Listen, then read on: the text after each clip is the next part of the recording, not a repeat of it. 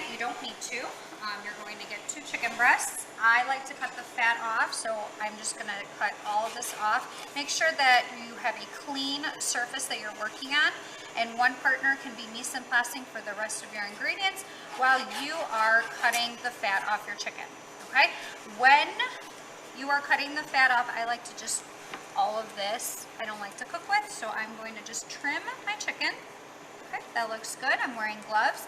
And then at the same time, I'm going to start with my skillet. Okay, so I melted butter. Butter will give the chicken some fat, some flavor. Okay, I'm gonna work with medium to low heat. Now I did warm up my pan, so my chicken's ready to go, but then I'm gonna drop my heat to medium to low. The reason why is I don't wanna burn my chicken and have it be raw in the center. Okay, so I'm gonna drop my chicken in. If you've marinated it, then it'll be nice and oily. I'm gonna add some pepper. Okay, if you end up marinating it the night before, add some salt and pepper to your chicken the night before, okay, with the oil. And then I'm going to cook this. I'm gonna leave this, okay, let it rest and cook, babysit it, for 5 minutes on one side and about 6 to 7 on the other. Okay, you want it cooked to 165, no pink, okay? So you can always tap it in the center of your chicken, the thickest part, to ensure that it's cooked fully and that none of our guests receive salmonella. Okay, so while this is cooking, it's gonna be about 5 minutes, like I said, on one side. I'm not gonna touch it, I am babysitting it though. I wanna show you the rest of your mise en place. Now I'm moving this raw chicken away, okay, so I'm gonna set this aside. There's absolutely no cross-contamination. And at the same time, day 3 of your lab, you are making a homemade Alfredo sauce, which I'm so excited to show you. It's a mother sauce, which you'll learn about in a later unit. You're going to work with a roux. Okay, we're going to work with a white roux. And here's all of your mise en place. You have to mince at least 1 clove of garlic. This is a clove of garlic minced. I have my salt and pepper ready to go. I have my ingredients for my white roux, so I have my ratios the same, okay, and your ratio of flour is 2 tablespoons of flour to 2 tablespoons of butter, okay, and then I have my milk and my Parmesan cheese. So let's continue back on with the chicken. It's ready to be flipped. I'm going to flip it. And again, I'm not touching it. I'm going to swivel the butter around, maybe lower your heat so you're not burning your butter, and just let it cook. That's all you're going to do. If you did not salt the other side, I loved adding pepper. Okay, but this is a plain chicken breast. It'll go and be added to your Alfredo sauce. Okay, so we're ready. In a second, I'm going to show you, when this chicken is done, I'm going to show you how to start our roux. So make sure everything's prepped and ready to go. The minute this chicken is done, we'll be right back. Okay, we're back. So my chicken's fully cooked. How do I know this? Step 1, I'm going to temp my chicken and make sure that I'm temping it in the thickest part. Okay. And I want to make sure that it hits 165. So it's at 162, 164, 165. You want to hold it for at least 30 seconds, okay, just to make sure, and then you're going to take it off. Now, you have to calibrate your thermometer first. So we've talked about this before, but this is a really good review. Every time you start a lab, I would calibrate your thermometer. You have 2 ways, just to make sure that it's accurate, okay, because sometimes, especially if we're using it constantly, it's not accurate. It's going to be off by a couple degrees. This was off by 2 degrees. The reason how I know this is step 1, you can calibrate it with the ice method. So you would literally take ice water, okay, and you would drop it in your thermometer to make sure it's at 0. Or you can head to my favorite way. I'm already boiling pasta water, and I would literally drop this in. Not only does it sanitize it then, but it also double checks that your thermometer is calibrated. I would drop this in and make sure it's at 212. Okay, 212 is boiling. The minute this hits 212, then I know it's calibrated. If it's not, then you're off by a couple of degrees. So then when you temp your chicken, then just subtract or add on degrees. Okay, so this was off by 2. I made sure to incorporate those numbers into my chicken. So now I I let this rest. Okay, so this is your last step. This is day 3. I'm gonna let my chicken rest restaurant style. Just let it rest first, and then you're gonna cut it into strips. Use a sharp knife. Don't use a knife that I'm using. Make sure there's literally no pink, and you're gonna cut at an angle. You're gonna make little chicken strips.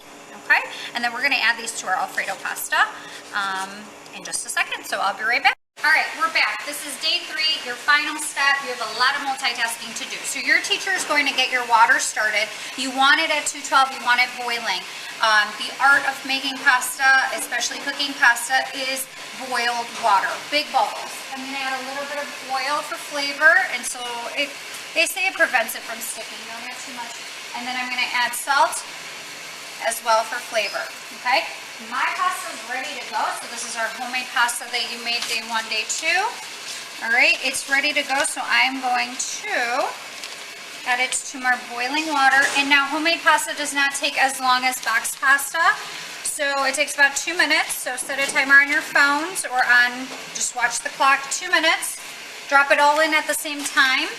One person's gonna stir this, and you're gonna cook it to al dente. Al dente means firm to the tooth in Italian. Not too soft, not too hard, it's just right. Okay, so set a timer for 2 minutes, and now we're gonna make Alfredo sauce at the same time. All right, so I'm gonna crank up my heat to about a 3 or 4. I work with medium to low heat.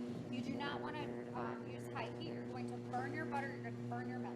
We're making a homemade bechamel sauce. Okay, it's part of the mother sauce unit that you'll learn about later. So it's a white sauce, needs a white roux. You're gonna do the same measurement, same ratio, 2 tablespoons of melted butter to 2 tablespoons of flour. Okay, that is your ratio to make a roux. You're gonna stir this until it creates a little paste. And we're going with a white roux because this is a white sauce, so you don't need to cook it longer to turn it into a blonde or a brown roux. Okay, so this is literally what I'm working with. At the same time, I've told you about this earlier, you're gonna mince some garlic, and I like to add some fresh salt and pepper to my sauce. So I'm gonna add some pepper, and then I'm gonna add some salt in just a second. Now, this is my roux. I like to call it a little paste. It's like the base of your sauce. And I'm ready to incorporate my milk. You're gonna do 1½ cups of milk. Notice I'm working quick. This is how you're going to mix it, okay? If it's starting to steam, I'm gonna crank it down. I don't wanna incorporate all the milk all at once because A, the milk's gonna burn, your roux is gonna burn. It's not gonna look like sauce, okay? I'm gonna really incorporate all of that together, just like when you made the cheese sauce, okay? So this is a review. You wanna get all these lumps out. So A, you can use a wooden spoon or you can use a whisk at this point and stir, stir, stir. Not at one point should you be walking away when you're making the sauce, okay? Now, milk is a little sneaky. I like to call it sneaky. It's going to burn on the bottom if you're not constantly stirring it. I'm also stirring very lightly. You don't want to get clumps of white or milk or roux or anything on your induction burner. It's going to smell, especially if you're not working with an induction burner and you're working with a stove. It smells really bad. Okay, I'm gonna at this point keep it at 3 or 4. Your partner needs to watch your pasta because your pasta at this point should be almost done. Remember, you want to cook it to al dente. You don't want it too soft. This looks like milk right now. It's going to look like sauce. My students are always like, oh my gosh, when is it going to look like sauce? Give it some time. Okay, the milk will turn, will kind of solidify on you, and it will look like a really pretty mother sauce, or our favorite, the Alfredo. Okay, you want to get rid of all these lumps. So again, if you are working with a wooden spoon and it's not turning out for you, then definitely use a whisk. I just like to use a wooden spoon, but again, you're making a sauce, so either or. 1½ cups of milk. Your last step is going to be your Parmesan cheese. Okay, so we're working with an Italian sauce, so your Parmesan cheese is your last step. Parmesan cheese is pretty salty, especially if it's the aged, the good stuff, so don't add too much salt to your sauce. You can always add more, you cannot remove. The minute it starts boiling, drop it to a 1 or 2. You want to simmer. Again, at no point am I using high heat. And then I'm adding my Parmesan. Okay, you're doing 1 cup of Parmesan, so 1 cup of milk. Yum, take it off heat immediately. And my sauce is ready to go. Okay, notice nothing burnt because I babysat it. take it off this so it's not cooking still. And again, like I said, you gotta multitask or this is gonna turn into a cheese sauce, and that's not what we're going for. Your pasta's ready to go. Okay, it rises to the top, especially homemade. I burn myself on these all the time, so I'm taking my oven mitts, my colander, not a colander, big holes, and look, we're like running here, away from me. Okay, so it's ready to go. My colander's already in my sink. You're like running around with your partner here. Yum, look at that. My fresh pasta, get away from you so you don't burn your face. Take this. Some people rinse their pasta, okay? When you rinse the pasta, you rinse all the nutrients away. Now, when you're making like a cold pasta salad, rinse your pasta, but with this, I like to keep it natural, okay? So we're gonna put it here, and we're gonna assemble. We'll be right back. Okay, we are back. Last stage, homemade noodles go on a pretty plate, okay? Now, if your sauce is way too thick, you can add leftover pasta water into it. Okay, again, it has all the nutrients, don't be grossed out, it's just boiled pasta water sauce. And then put it back on the heat for just a second, okay?